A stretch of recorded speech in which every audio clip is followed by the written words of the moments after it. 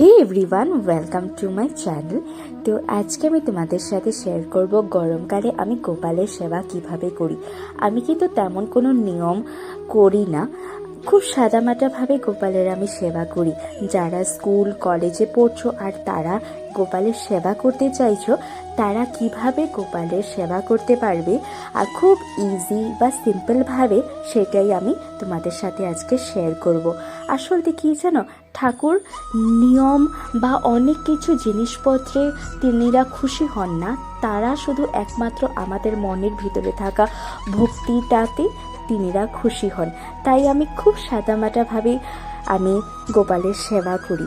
আমি আসলে মা, ঠাম্মি বা পিসি মাসির থেকে যা দেখেছি, যা ওনাদের থেকে দেখে শিখেছি, সেইটুকুনি আমি সেবা করার চেষ্টা করি।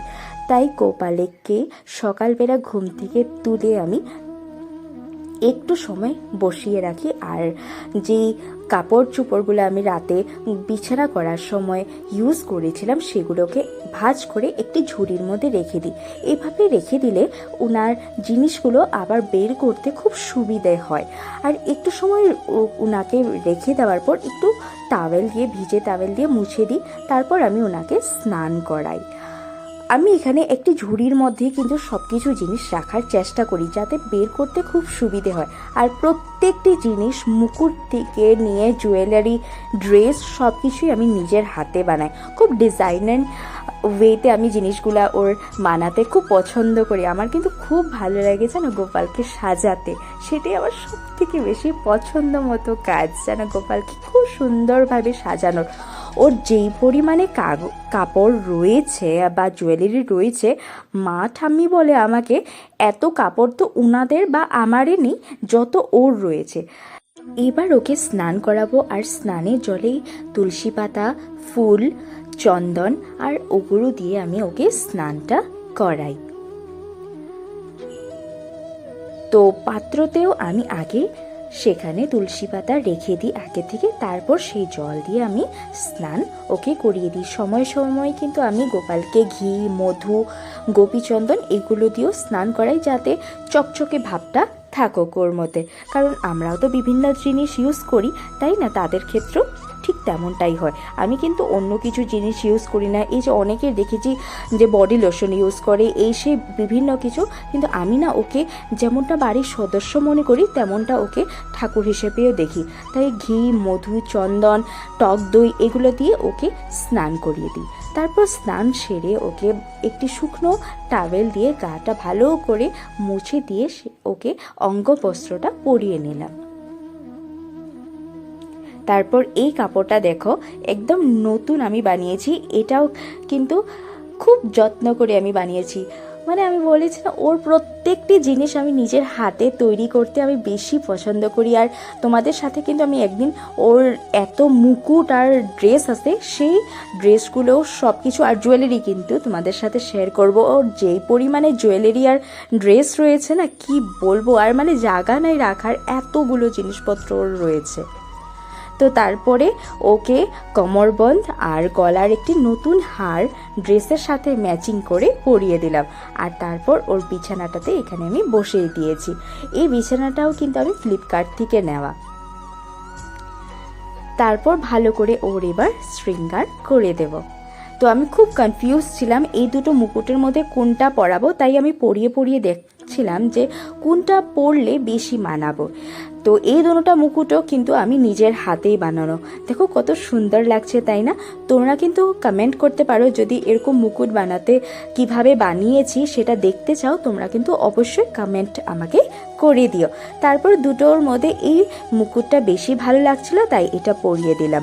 আর ওর এই খেলনাটাও দিয়ে দিয়েছি, আর একটু আয়না ওকে দেখিয়ে দিলাম। তারপর বাড়িতে থাকা ফুল দিয়ে সিংহাসনটাকে সাজিয়ে নিয়েছি। যারা কিন্তু নিত্য দৈনন্দিন তোমরা পুজো করো, তোমরা জানতে পারবে যে অনেক পুষ্প দিয়ে সাজালে মনটা এমনি খুশি হয়ে পড়ে। যখন এত বেশি ফুল ঠাকুরের সামনে আমরা দেখতে পাই, তখন এত বেশি খুশি লাগে মনটাতে, কি বলবো। তারপর যতগুলো পুষ্প বাকি রয়েছিল সুন্দর করে ওর জায়গায় সাজিয়ে দিয়েছি। আর এই যে ঘটির মধ্যে জল আমি এখানে সবসময় রেখে দিই, যাতে ওর জল তৃষ্ণা যখনই পাবে ও খেয়ে নিতে পারবে। তারপর ফল মিষ্টি দিয়ে ওকে সকালের বাল্যভোগটা দিয়ে দিলাম। আর বাল্যভোগ দেওয়ার সময় ঘন্টা সাথে আরতিও আমি একসাথে করাই। সবসময় কিন্তু গোপালের সেবা দেওয়ার সময় বা ভোগ যখন করা হয়, ভোগের আরতিতে ঘন্টা অবশ্যই বাজাতে হয়। তারপর মন্দিরের যে পর্দাগুলো ছিল সেগুলোকে বন্ধ করে দিয়েছি। তারপর মা আমাকে যে দক্ষিণা দিতে বলেছে সেটাও কিন্তু দক্ষিণাটা দিয়ে দিয়েছি, কারণ মা বলে পুজোতে দক্ষিণা না দিলে পুজো কিন্তু সম্পূর্ণ হয় না। তারপর দুপুরের ভোগের জন্য আমি এখানে লুচি বানিয়েছিলাম আর সাথে একটু সুজির হালুয়া। সবসময় তো আর রান্না করে দিতে পারি না, তাই যখন সময় হয় আমি একটু রান্না করে দেওয়ার চেষ্টা করি। তো দুপুরে আজ ছিল লুচি আর সুজির হালুয়া। তারপর ভোগের আরতিও করে নিয়েছিলাম আর পর্দা বন্ধ করে দিয়েছিলাম। তারপর পুজো হয়ে যাওয়ার পর আমি বাটাগুলোকে সরিয়ে দিয়ে ওকে বলে দিই যে দুপুরে একটু শয়নে যাও। আমাদের বাড়িতে নিয়ম রয়েছে যে ঠাকুর একবার পুজো হওয়ার পর সেখান থেকে ঠাকুরকে নাড়াতে নেই, তাই আমি নাড়াচাড়া কিন্তু ঠাকুরকে দুপুরবেলা আর করি না। সন্ধেবেলা আবার ভোগ দিয়ে আমি আবার আরতিটা করে নিই। তারপর আরতি হয়ে যাওয়ার পর আমি কিছুক্ষণ ঠাকুর ঘরে পর্দাটা বন্ধ করে রেখেছিলাম। তারপর গোপালকে একটু আসন থেকে সরিয়ে বিছানাটা করে নিতে হবে। তো এখন গোপালের যে সারাদিনে কাপড় চোপড়গুলো পরা ছিল বা জুয়েলারি পরা ছিল সেগুলোকে আমি খুলে রাতের যে ড্রেস রয়েছে সেটাকে আমি পরিয়ে দেব। তো রাতের জন্য আমি সিম্পল হাফ প্যান্ট, এটাও আমি নিজের হাতে বাড়িতে বানানো, সেটা আমি বানিয়ে রেখেছিলাম, সেটা আমি রাতে পরিয়ে দিই। রাতে কিন্তু খুব হালকা কাপড় চোপড়ে আমি সবসময় পরাই। আর এখন যেহেতু গরমকাল চলছে তাই আমি বিছানাতে একটু অকরু ছিটিয়ে দিয়েছিলাম যাতে খুব সুন্দর গন্ধ বাড়ে। আর এই যে রাতের জন্য আমি জল আবার রেখে দিয়েছি, যাতে রাতেও যদি ওর জল তৃষ্ণা পায় ও কিন্তু জলটা গ্রহণ করতে পারে। আর জলে অবশ্যই কিন্তু আমি তুলসী পাতাটা দিয়ে দিই আর হালকা একটি চাদর দিয়ে ওর গায়ে রেখে দিয়েছিলাম।